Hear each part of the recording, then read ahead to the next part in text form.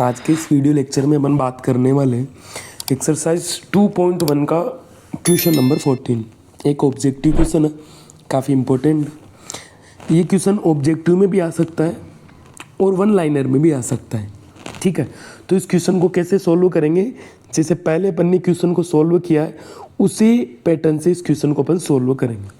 तो अपने पास में क्वेश्चन है tan inverse √3 minus sec inverse -2 का मान हमें बताना है कि चारों ऑप्शन में से किसके बराबर है। तो इसका मान बताने के लिए हमें क्या करना पड़ेगा, इसका मान बताने के लिए हमें tan इनवर्स को कैंसिल करना है या सेक इनवर्स को कैंसिल करना है। तो tan इनवर्स कैसे कैंसिल होगा, जब यहाँ ये जो अंदर अपने पास में √3 दे रखा है, इसकी जगह यदि मैं 10 बना दूँ तो कैंसिल हो जाएगा।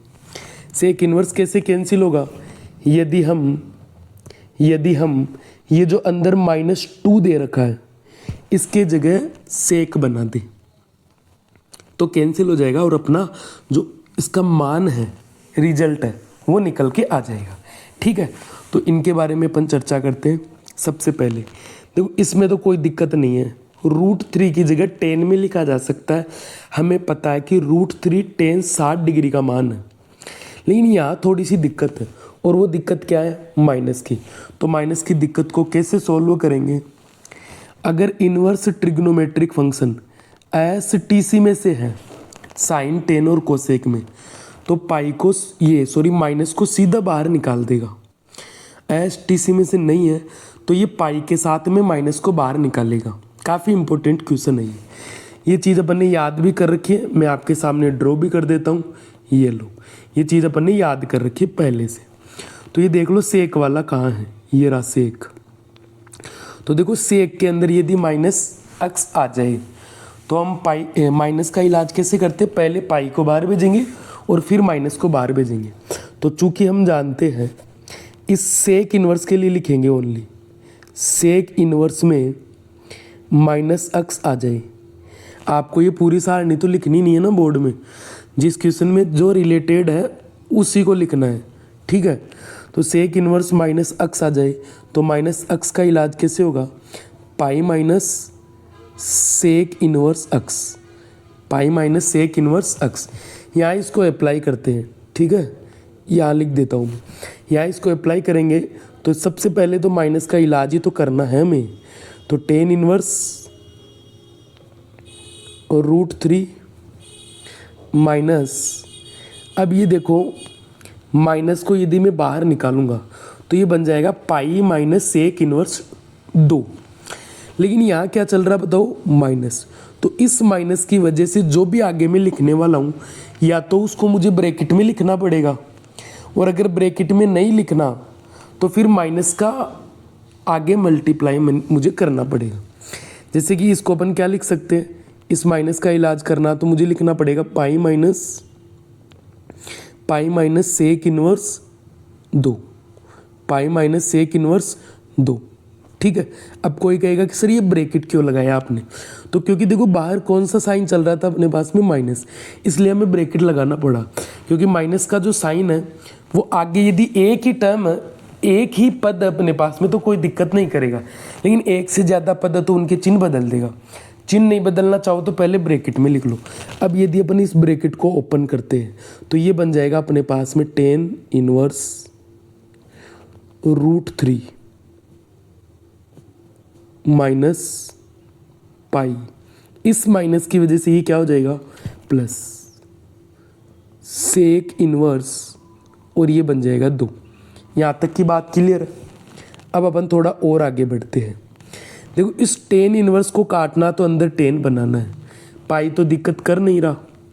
इस सेक इनवर्स को काटना तो अंदर क्या बनाना है, सेक बनाना अपने को। कैसे बनाएंगे वो देखो। तो चूंकि अपन जानते हैं, एक बार इसको हटा देता हूँ मैं, चूंकि हम जानते हैं कि tan में, अब बताओ tan में √3 कहाँ होता है, हम जानते हैं कि 60 डिग्री, और 60 डिग्री मतलब π/3। tan π/3 की वैल्यू है √3। तथा हम साथ में ही जानते हैं कि सेक में बताओ 2 कहाँ होता है? सेक में 2 कहाँ होता है भाई? कहाँ होता है? 60 डिग्री पे। कहाँ होता है? 60 डिग्री पे। तो इसको भी अपन क्या लिख सकते हैं?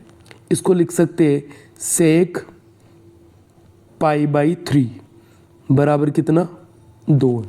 बात समझ में आ गई? ये सब कुछ चीज़ें आपको ये सारणी याद रखनी पड़ेगी, तभी आपका काम हो सकता है। तो इस सारणी को ध्यान से देखो। tan के अंदर √3 कहाँ है? 60 डिग्री पे। सेक में 2 कहाँ है? 60 डिग्री पे। और 60 डिग्री को अपन रेडियन में कैसे लिख सकते हैं आपको पता ही है, ठीक है, π/6 के रूप में। बात क्लियर है यहाँ तक? ठीक है, आगे अपन बढ़ते हैं। तो ये बन जाएगा अपने पास में tan इनवर्स, और इस √3 की जगह में लिख दूंगा tan π/3। ठीक है, tan π/3 माइनस पाई,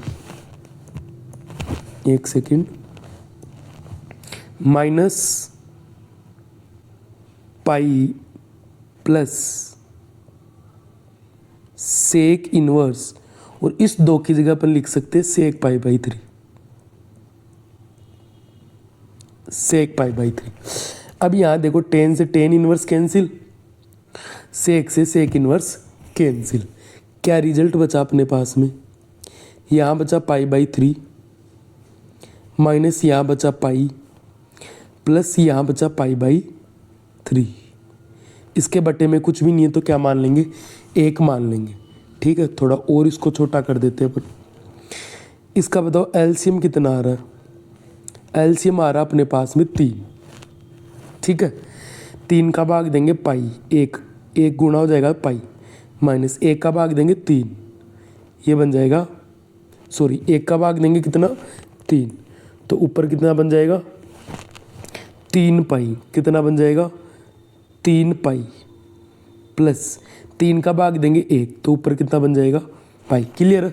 इसको यदि अपन कैलकुलेट करते हैं तो ये बन जाएगा, ऊपर देखो 1 पाई प्लस का, फिर 1 पाई और है प्लस का, 2 पाई और माइनस 3 पाई। कितना बचा? माइनस पाई, और डिवाइड में क्या है? 3। डिवाइड में क्या है? 3। ये अपना क्या आ गया? फाइनल रिजल्ट आ गया। क्या आ गया? फाइनल रिजल्ट आ गया। आई होप आपको सारी बात समझ में आ गई होगी। आई होप आपको सारी बात समझ में आ गई होगी।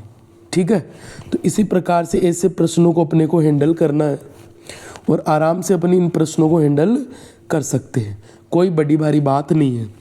एक से ज़्यादा जो प्रश्न है अपने पास में वो एक ही जगह मिलकर आ जाते हैं। कौन सा ऑप्शन हो गया अपने पास में? ऑप्शन नंबर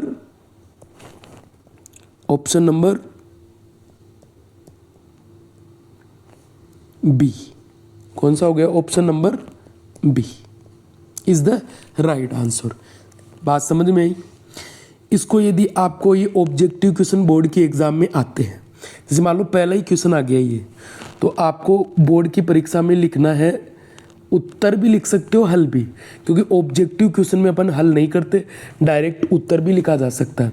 अब पहले के 15-18 पार्ट आएंगे आपके पास में, तो उसको आप लिख सकते हैं बोर्ड की एग्जाम में कि उत्तर पहले का पहला। और इसमें यदि आप लिखना चाहते हो बी, तो बी मत लिखो। देखो आपको उसको तरीके से लिख के बताना पड़ेगा कि ऑप्शन बी, और इसका जो रिजल्ट है वो भी साथ में लिखो, -π/3। ये रिजल्ट भी साथ में लिखो। इस प्रकार से आपको बोर्ड की कॉपी में भी इस क्वेश्चन को करना। आई होप पूरा क्वेश्चन आपको अच्छी तरीके से समझ में आ गया होगा। मिलेंगे नेक्स्ट वीडियो में, तब तक के लिए बने रहिए। चैनल को सब्सक्राइब कीजिए, वीडियो को अपने दोस्तों के साथ में शेयर कीजिए। मोबाइल में रील देखने से बढ़िया है रियल क्वेश्चन देखो, रियल कंसेप्ट देखो, चीज़ें आपके दिमाग में कंसेप्ट मजबूत होंगे। ठीक है।